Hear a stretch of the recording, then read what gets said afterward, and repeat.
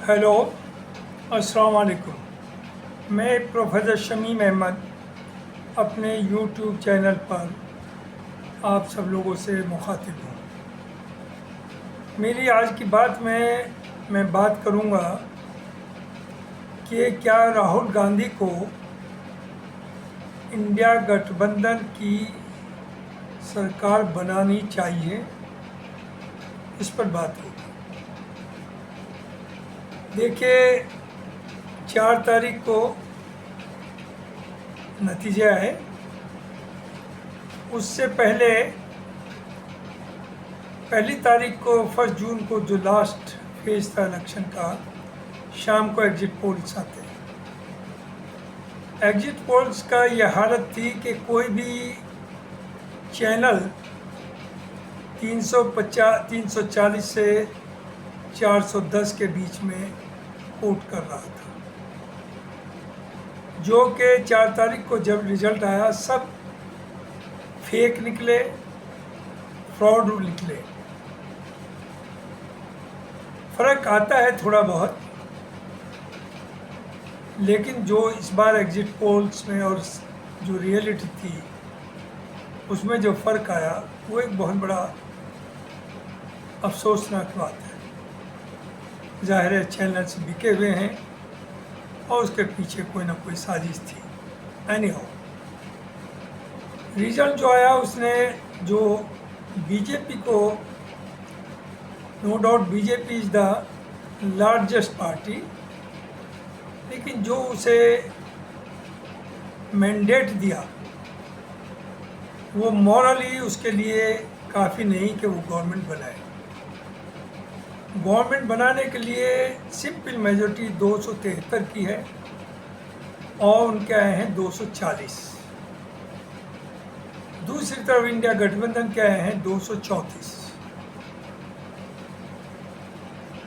कुछ ऐसी बात चल रही थी कि इंडिया गठबंधन शुरू में शायद 2 लोगों से बात करे, चंद्रबाबू नायडू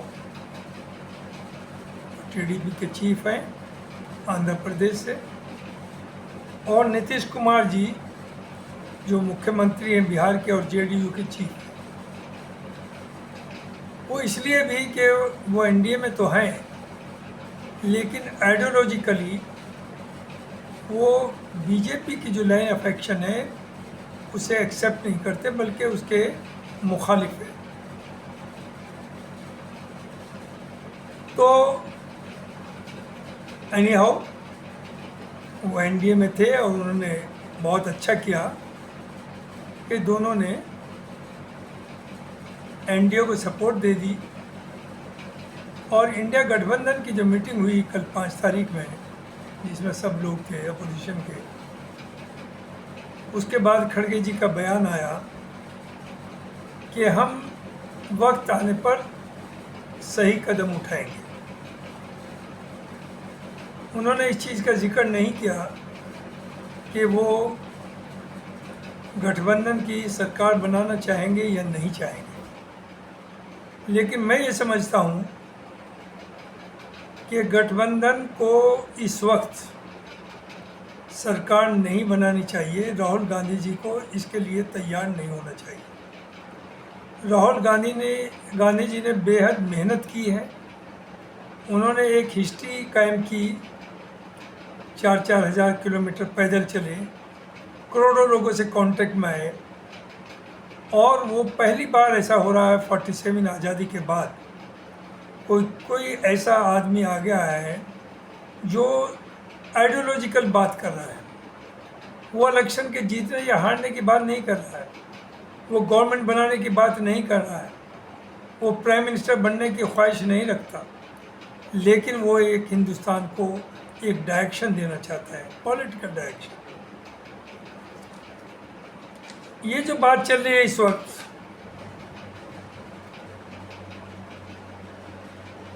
कि जो मैंने कहा अभी कि जो नायडू साहब हैं और जो नीतीश कुमार जी हैं कि ये आइडियोलॉजिकली बीजेपी के ख़िलाफ़ है। क्यों? वो इसलिए कि बीजेपी ने 10 साल तक पोलराइज किया और हेट्रेड क्रिएट की, आपस में लोगों को लड़ाया, और जिस तरह की पॉलिटिक्स की वो बहुत ही भयानक किस्म की पॉलिटिक्स की। रिसेंटली तो बाद के फेजेज में जो प्राइम मिनिस्टर साहब मोदी जी ने जिस तरह की ज़बान इस्तेमाल की वो बहुत ही ख़तरनाक है मुल्क के लिए और लोगों के लिए। और नीतीश जी ने कई बार गवर्नमेंट बनाई है बीजेपी के साथ मिलकर के, लेकिन उन्होंने हमेशा जब भी मुस्लिम्स के मामला आया, चाहे वो यूनिफॉर्म सिविल कोड का आया हो या उनके रिजर्वेशन का आया हो या दलितों का मामला आया हो, उनकी लाइन ऑफ एक्शन हमेशा बीजेपी के खिलाफ रही। इस वक्त बीजेपी के एजेंडे में था, और जो बार बार प्राइम मिनिस्टर साहब याद दिला रहे थे, कि मुसलमानों का जो ओबीसी के अंदर रिजर्वेशन है, मैं उस रिजर्वेशन को लूँगा और उसे दूसरे लोगों में दूंगा, यानी मुसलमानों से वो रिजर्वेशन ले लिया जाएगा। अब देखिए दूसरी तरफ नायडू साहब को फुल मेजॉरिटी मिली है, 2/3 मेजॉरिटी असेंबली में भी, और उनके 16 के करीब मेंबर ऑफ पार्लियामेंट। उन्होंने कहा मैं मुसलमानों को रिजर्वेशन दूंगा और मैं डिवीज़न की बात नहीं करूंगा। नीतीश जी भी कह चुके कि मैं यूनिफॉर्म सिविल कोड के फेवर में नहीं हूँ। ये सब बातें टकराव आप देख रहे हैं। बहरहाल खड़गे जी से की बात से ये अंदाज़ा हो रहा है कि राहुल गांधी जी ने, चूँकि राहुल गांधी ही अब हीरो हैं, जो नेशनल लेवल पर जंग कर रहे हैं आइडियोलॉजिकल बीजेपी से, उसे राहुल जी ही लीड कर रहे हैं। तो राहुल जी ने जो ये मिरेकल किया है इस इलेक्शन में, मिरेकल इन द सेंस कि इंडिया गठबंधन की मेजॉरिटी तो नहीं आई, लेकिन उन्होंने गठबंधन बनाने में बड़ी मेहनत की, सेक्रीफाइस किया। कहीं ये जिद नहीं की कि हमें इतनी सीट देनी चाहिए, और पूरे मुल्क के अंदर उन्होंने कन्वेंशन की। तो इससे अंदाज़ा होता है कि कांग्रेस की सीट 99 भले ही आई हों, लेकिन उनकी एक्सेप्टेबिलिटी बहुत बड़ी है। यूपी में भी 17 सीट दी थी, अच्छी खासी इन लोगों ने 33-34 सीट यूपी में जीती हैं, और बीजेपी ने 30 के करीब सीट्स लूज़ की है। ये सब उसके बावजूद कि कांग्रेस के जो असेट्स थे बैंक खाते फ्रीज कर दिए गए, और टेरर का इतना माहौल बना दिया गया कि 2 मुख्यमंत्रियों को गिरफ्तार तक कर लिया गया, जिससे कि लोग दहशत में आ जाए। और बार बार थ्रेट भी किया गया, मशीनरी भी गवर्नमेंट की यूज हुई। उस सब के बावजूद 234 लेके आए। अगर ये सब ना होता, एडमिनिस्ट्रेशन गवर्नमेंट का साथ ना देता, इलेक्शन में धांधलीबाजी ना होती, तो मैं कहता हूँ कि 300 पार आती गठबंधन की, इवन इन दिस इलेक्शन। बहरहाल अब तमाशा तो अब शुरू हुआ है। मीटिंग हो गई है एनडीए की, जिसमें नीतीश जी भी आए और ऊपर से नायडू साहब भी आए। Let them form the government, ये सब की राय है, और सब they are reading the writing on the walls कि ये गवर्नमेंट नहीं चलेगी। टकराव तो अभी से शुरू हो गया, चूँकि नायडू भी समझते हैं, नीतीश भी समझते हैं, ये मोदी जी से सीनियर लीडर्स हैं और उनके साथ काम भी कर चुके हैं और उनकी बातें समझ भी चुके हैं। मोदी जी ये चाहते हैं कि किसी तरह से गवर्नमेंट बन जाए, और 4-5 महीने के अंदर इन्हीं लोगों के जो एमपीज हैं उन्हें तोड़ करके जो वो अब तक करते आए, हम अपने 273 कर लेंगे और उसके बाद ये साथ रहें या न रहें, हम गवर्नमेंट चलाएंगे, और चलाएंगे वैसे ही ईडी और सीबीआई और इनकम टैक्स उसकी मदद से। लेकिन इस बात को ये लोग बहुत अच्छी तरह समझते हैं। और एक ये भी है कि मोदी जी अगर नहीं चली तो ये भी कर सकेंगे कि पार्लियामेंट को डिसॉल्व करा के मिड टर्म इलेक्शन कराएं। तो इस सब को समझते हुए ये दोनों लोग बेहद समझदार हैं। उन्होंने डिमांड रखी है कि पहले तो स्पीकर हमारा होगा। नायडू साहब की भी डिमांड है और ये नीतीश जी की डिमांड है। चूँकि अगर डिसॉल्व करना चाहेंगे तो ये डिसीजन स्पीकर को होगा कि वो डिसॉल्व करे या दूसरे ग्रुप को इनवाइट करे गवर्नमेंट बनाने के लिए।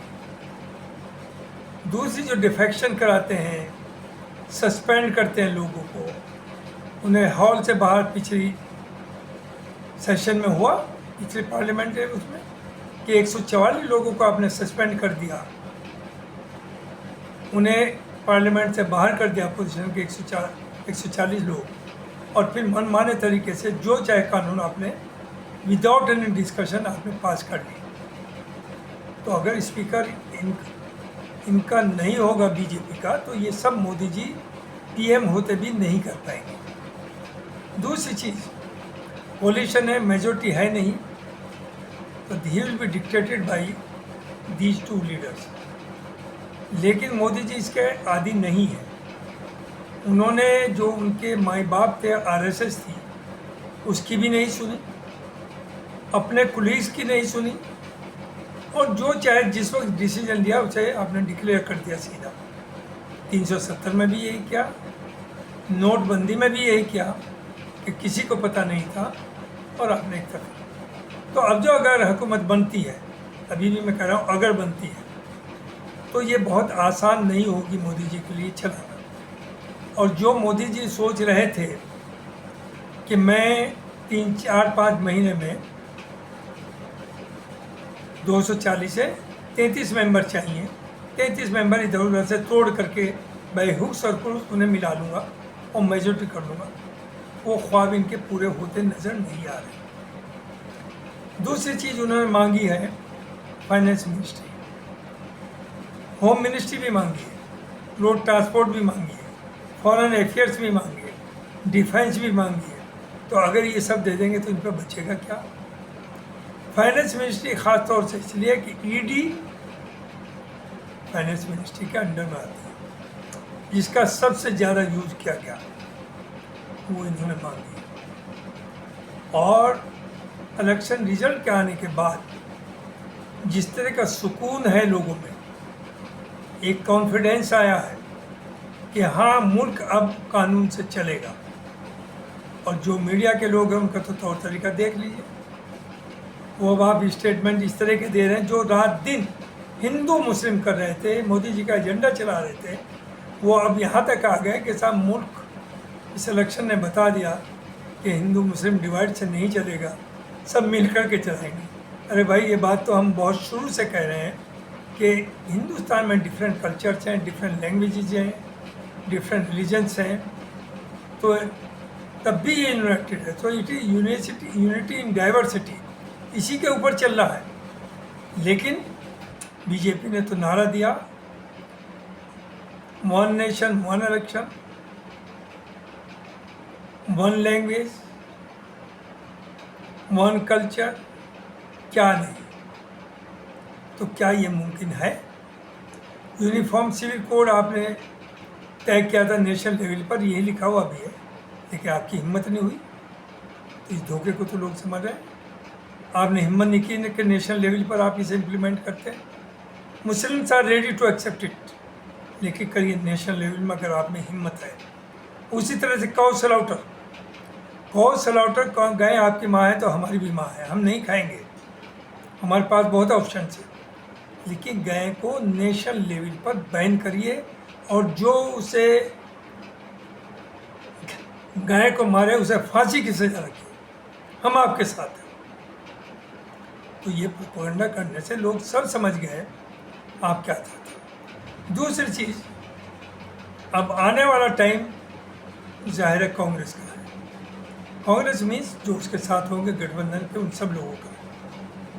तो अब जो आप पैसा इकट्ठा कर रहे थे, erectile bond, PM fund, care fund etcetera, वो पैसा अब आपके पास नहीं आएगा, वो पैसा जाएगा दूसरी पार्टीज के पास, चूँकि आने वाला फ्यूचर आपका नहीं है। तो मोदी जी अगर समझदार होते तो उन्हें तो खुद ही कह देना चाहिए था कि मैं प्राइम मिनिस्टर नहीं बनूंगा, morally I accept the defeat. और इनफैक्ट उन्होंने वोट मोदी के नाम पर मांगा, ना कि बीजेपी के नाम पर मांगा। उन्होंने गारंटी जो दी वो मोदी के नाम पर दी, ना कि बीजेपी के नाम पर दी। तो ये जो हार हुई ये भी मोदी जी की हुई, बीजेपी की नहीं हुई। अगर बीजेपी और आरएसएस साथ होती तो शायद आपका ये असर ना होता। और अब आप अकेले ही भुगतेंगे और कोई आपके साथ, आपको इंटरनली मैनेज करना मुश्किल होगा। जो बीजेपी के अंदर कुछ शोर, कुछ आवाज़ें उठने लगी, आप उन्हें नहीं दबा पाएंगे। व्हाट टू से ऑफ एनडीए। पहले तो ये था कि आपकी फुल मेजॉरिटी थी, यू हैड मोर देन 300, लेकिन तब भी आपने साथ रखने के लिए कुछ एनडीए के लोगों को गवर्नमेंट में रखा, लेकिन उनकी हिम्मत नहीं थी आपको कोई राय दे सके या आपकी किसी बात पर ऐतराज़ कर सके। लेकिन अब टाइम बदल गया और गवर्नमेंट उनके कंट्रोल में है। तो मैं ये समझता हूँ कि जहाँ तक राहुल गांधी का सवाल है कि उन्होंने शायद ये स्टेप ले लिया, और नहीं लिया तो उसे पब्लिकली कहें कि इंडिया गठबंधन गवर्नमेंट नहीं बनाएगा। चूँकि अगर वो मैनिपुलेट करके इन दो लोगों से बात करते, नीतीश जी से, उनसे उनकी कंडीशंस मानते, तो उन्होंने जो इतना अब तक किया है वो क्रेडिबिलिटी उनकी ख़त्म हो जाती। लोग यही कहते हैं कि वो कुर्सी के लिए पागल है, लेकिन मैं जानता हूँ, मैं समझता हूँ, लोग सब समझते हैं कि Rahul Gandhi is a different type of person, he is real Gandhi. वो आसानी से कंप्रोमाइज़ इन उसूलों पे नहीं करेंगे, चाहे पावर मिले ना मिले। दूसरी चीज़, जिस तरह से बातें चल रही हैं स्पीकर एंड अदर्स, उसके बगैर गवर्नमेंट बने नहीं। वो नीतीश बाबू लेंगे या नायडू जी लेंगे, और उसके बाद इनके हाथ कट जाएंगे कि ना तो ये डिसॉल्व कर पाएंगे और ना ही डिफेक्शन करा सकेंगे, ना किसी को एक्सपेल कर पाएंगे मेंबर्स को। और जब 235 लोग, 34 लोग अपोजिशन के आपके सामने बैठे होंगे तो आप मनमानी पार्लियामेंट में नहीं कर पाएंगे। तो राहुल जी को अभी ये सब तमाशा देखना चाहिए, और वो दिन दूर नहीं है कि ये गवर्नमेंट टोटली फेल्योर होगी। पब्लिक में जो थोड़ी बहुत इनकी इज्जत है वो ख़त्म होगी, बीजेपी की तो होगी या नहीं, मोदी जी की होगी। और मोदी जी जो कहते हैं कि मैं तो फ़कीर हूँ, वाकई ने झोला लेकर के मुड़ छोड़ के भागना पड़ेगा, लगता है ऐसा ही है। वरना समझदारी ये थी कि बाइज्जत तरीके से ये कहते बीजेपी को और आरएसएस को कि आप किसी और को कुर्सी दे दीजिए, मैं मॉरली रिस्पॉन्सिबिलिटी लेता हूँ और मैं पीएम नहीं बनूँगा। अब आपने क्या कर रहे हैं, जैसे महाराष्ट्र में आपकी बड़ी बुरी हार हुई, क्योंकि जो आपने वहाँ किया था, दो पार्टी को जिसे तोड़ा, जो आप 10 साल से करता है कि लोगों को साथ लेते हैं और फिर उन्हें बर्बाद करते हैं। तो नीतीश बाबू और नायडू जी बहुत अच्छी तरह समझते हैं कि आपकी वर्किंग क्या है, so they are careful from the first day, और इसीलिए वो अपनी इस तरह से डिमांड्स रख रहे हैं। तो ये गवर्नमेंट एक तो चांस ये कि बने ही ना, और बन भी गई तो ये चलेगी नहीं। और मोदी जी के जो ख्वाब हैं कि मैं 273 कर लूँगा तोड़ फोड़ करके, वो पूरे नहीं होने वाले हैं। और गवर्नमेंट बन के जब अगर ये फेलियर होती है तो खड़गे जी ने कह दिया कि हम एनडीए के उन लोगों को लेंगे जो खुद खड़े होकर के कहें कि हम गठबंधन में जाना चाहते हैं, हम उनकी पॉलिसी से एग्री करते हैं। और सर्टेनली मैं समझता हूँ नायडू जी और Nitish ji by and large अगर आइडियोलॉजिकली आप सोचें तो they are more closer to India गठबंधन देन बीजेपी। लेकिन ये पॉलिटिक्स है, पॉलिटिक्स में सब कुछ चलता है, इसलिए वो एनडीए में हैं, एनडीए हुकूमत बनाने के लिए तैयार है। लेकिन गवर्नमेंट बनना इतना आसान नज़र नहीं आ रहा है, और अगर बन भी गई तो चल नहीं सकती। तो ये सब जो हुआ है, और देखिए मोदी के 10 साल के अंदर जिस तरह से अपोजिशन पार्टीज जो भी मुखालफत करता था उन्हें सांस लेना बड़ा मुश्किल था। आज उन्हें बहुत ज़्यादा रिलीफ मिला है, उनकी बोलने की हिम्मत हो रही है और अच्छी हवा में सांस ले रहे हैं। और ये याद रखिए फाइनली जो राहुल गांधी कर रहे हैं कि हिंदुस्तान डाइवर्सिटी का कंट्री है, तो मुल्क तभी चलेगा, तभी तरक्की करेगा जब सब मिल कर के चले, और उसकी लीडरशिप, उसका फ्यूचर राहुल गांधी है।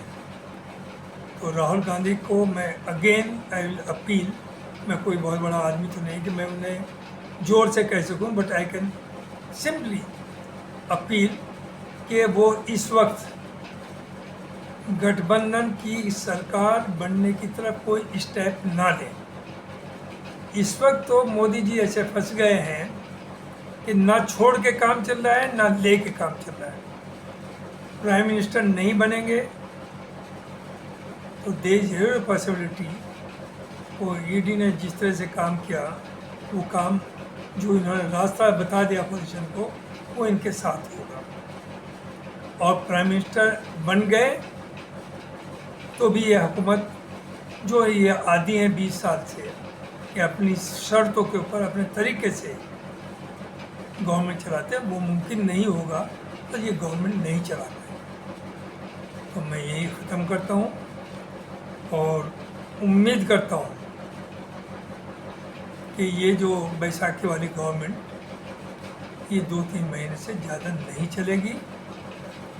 सर्टेनली ख़तरा है कि ये तोड़ फोड़ करें और या भंग करा दें। वो तभी रुकेगा जब स्पीकर जो होगा वो ये जो 2 बड़े एलाइज हैं, नायडू जी और नीतीश जी, इनका होगा।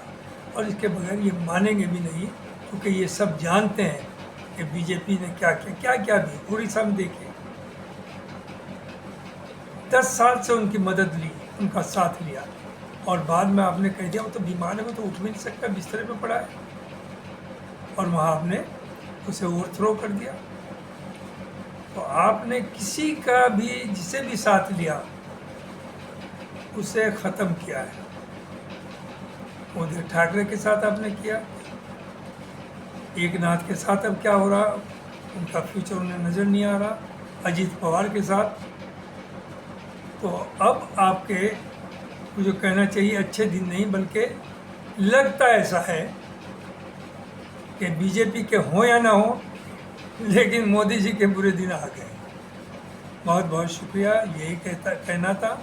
और फिर आखिर में मैं कहूँगा कि राहुल जी को अब देखना चाहिए कि हुकूमत कैसे चलती है, और जिस तरह से आपने मेहनत से काम किया वही करते रहिए, आपकी क्रेडिबिलिटी बढ़ रही है। अभी 4-5 जगह इलेक्शन इसी साल में 5 स्टेट में होना है। आपका ध्यान अगर गवर्नमेंट आप बनाने में आ गए तो उसे सुधारने, उसी में बटके रह जाएगा, आप कुछ कर नहीं पाएंगे। तो आप मोदी जी को बनने दें और फिर बाहर से तमाशा देखिए, और आप तैयारी करिए जो अब स्टेट्स में इलेक्शन होना है, आप उनमें आपकी हुकूमत बनेगी, चाहे वो इंडिया गठबंधन की बने या आपकी कहीं कहीं अकेली बने, लेकिन आपका टाइम आ गया, अच्छे दिन आपके आ गए हैं। बहुत बहुत शुक्रिया, थैंक यू वेरी मच।